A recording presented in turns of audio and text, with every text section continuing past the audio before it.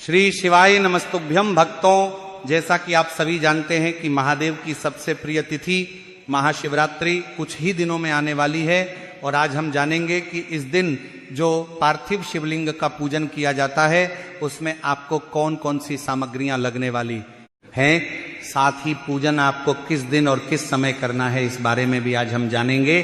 तो देखिए भक्तों, प्रत्येक वर्ष जब भी महाशिवरात्रि पड़ती है तो इस दिन सभी भक्तों को अपने घर पार्थिव शिवलिंग बना करके उसका पूजन जरूर ही करना चाहिए। तो देखिए भक्तों, इस बार महाशिवरात्रि 15 फरवरी रविवार के दिन आने वाली है और इसी दिन आप सभी को पार्थिव शिवलिंग का पूजन करना है, जिसका लाभ आपको अपने घर पर बैठे बैठे मिल जाएगा। देखिए भक्तों, जिस तरह से सावन शिवरात्रि का पूजन किया जाता है उसी तरह से आपको शाम के समय प्रदोष काल में ही महाशिवरात्रि का यह पूजन करना है। तो भक्तों, आप सभी ये जो पूजन है इसे 15 फरवरी की शाम को सूर्यास्त के बाद ही करना है। अब भक्तों, हर साल की तरह इस पूजन के लिए सबसे पहले तो आपको बनाना होगा पार्थिव शिवलिंग, यानी कि मिट्टी का शिवलिंग, और इसी पार्थिव शिवलिंग का करना होगा आपको अच्छे से पूजन। देखिए भक्तों, अभी जो हमने सावन शिवरात्रि पर जो पूजन किया था इसमें हमसे बहुत अधिक गलतियां हुई थी। आधी से अधिक पूजन सामग्रियों की जानकारी हमें सही से नहीं मिल पाई थी। तो इसीलिए इस वीडियो में हम आपको एक एक सामग्री को अच्छे से बताएंगे, जिसे आपको अच्छे से नोट करते जाना है कि आपको कौन सी सामग्री कितनी मात्रा में लेनी है, यानी कि कमलगट्टे कितने लेने हैं, बेलपत्र कितने लेने हैं, और इसके अलावा सभी जो सामग्रियां हैं वो हमें कितनी संख्या में लेनी है।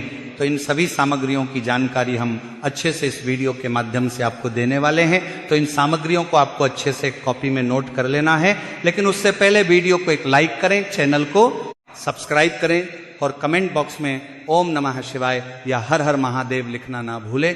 महादेव के आशीर्वाद से आपके जीवन की हर परेशानियां, हर संकट समाप्त होंगे और आपकी सारी मनोकामनाएं परिपूर्ण होगी। तो चलिए भक्तों, एक एक करके समझते हैं कि हमें पूजन में कौन कौन सी सामग्रियां लगने वाली हैं। देखिए, सबसे पहले जो आपको सामग्री लेनी है वह लेनी है आपको गेहूं के दाने। अब देखिए, गेहूं के दाने आपको मात्र 21 ही लेना है और गेहूं के दाने जो आप लेंगे वो कहीं से भी खंडित नहीं होना चाहिए।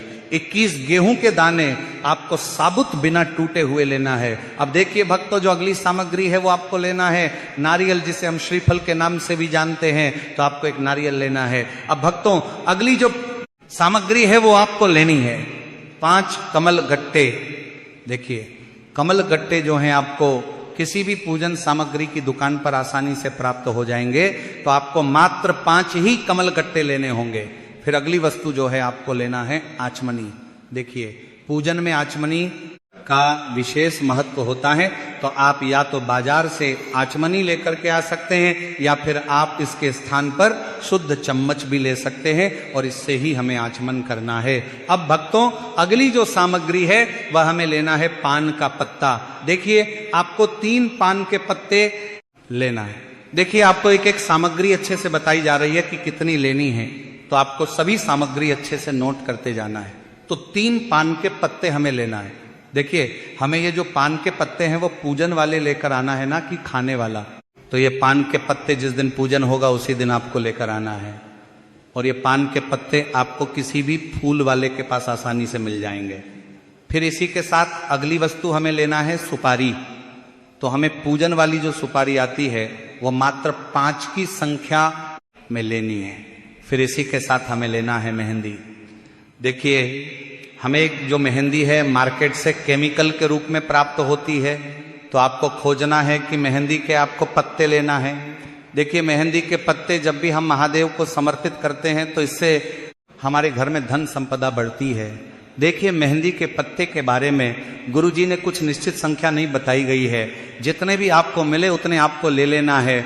अब भक्तों, यदि आपको मेहंदी के पत्ते बहुत कोशिश के बाद भी नहीं मिल पाते हैं तो आप लास्ट में इस ट्यूब को, यानी कि मेहंदी की जो ट्यूब आती है उसे ले सकते हैं। इसलिए आपको ये सभी सामग्रियां इतने दिनों पहले बताई जा रही हैं ताकि आप इन्हें अच्छे से तैयार कर सको। अब देखिए भक्तों, अगली जो सामग्री है वो आपको लेने हैं चावल के दाने। चावल के दाने आपको गिन के मात्र 108 लेने हैं, और जो आप चावल के जो दाने लेंगे वो कहीं से भी खंडित नहीं होने चाहिए। तो इस प्रकार से आपको 108 चावल के दाने लेना है। फिर अगली सामग्री हमें लेनी है जनेऊ। जब भी महादेव का पूजन किया जाता है तो जनेऊ की बहुत अधिक जरूरत होती है, तो हमें मात्र 2 जनेऊ लेना है।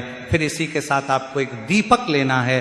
दीपक आप मिट्टी का भी ले सकते हो या आटे का भी बना सकते हो, और इस दीपक के अंदर हमें घी डालना चाहिए। तो हमें जो घी लेना है वो बिल्कुल भी भैंस का घी तो लेना ही नहीं है।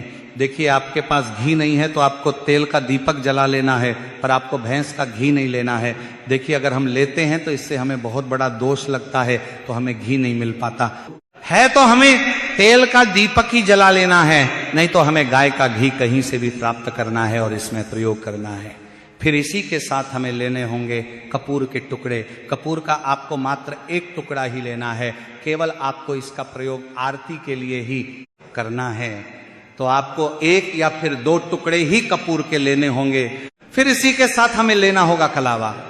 अब देखिए, कलावा जो हम अपने हाथ में रक्षा सूत्र के रूप में बांधते हैं, वही हमें कलावा लेना है। देखिए, पिछली बार हमें पूजन में कलावे की बहुत अधिक जरूरत पड़ी थी, तो हमें छोटे छोटे टुकड़े करके अधिक मात्रा में यह कलवा ले लेना है। इसी के साथ हमें लेना है धूप बत्ती। अगर हमें धूप बत्ती नहीं मिल पाती है तो हमें अगरबत्ती का प्रयोग कर लेना है। इसी के साथ हमें अगली वस्तु लेनी है इत्र, जो है विशेषकर पूजन सामग्री में जो प्रयोग किया जाता है वही इत्र हमें लेना है। फिर अगली जो सामग्री आपको लेना है चंदन। देखिए, चंदन आप लाल भी ले सकते हो और पीला भी ले सकते हैं। फिर इसी के साथ हमें अगली सामग्री लेनी है जो महादेव को सबसे अधिक प्रिय होती है, जो कि है बेलपत्र। इससे प्रिय महादेव को कुछ भी नहीं है, तो आपको मात्र 7 बेलपत्र लेने होंगे, जो कि कहीं से भी टूटे हुए या खंडित नहीं होने चाहिए। अब अगली जो सामग्री है वो हमें लेनी है शमी पत्र। देखिए, शमी पत्र जो है वो आपको भी लेना है, मात्र 7 यानी कि 7 शमी पत्र आपको लेना है। अब देखिए, इसी के साथ हमें अगली वस्तु जो लेनी है वो लेनी है धतूरा। दोस्तों, धतूरा जो है ये महादेव को बहुत अधिक प्रिय होता है। हमारे जीवन के जितने भी कांटे हैं उन्हें दूर करने के लिए ही महादेव को धतूरा समर्पित किया जाता है।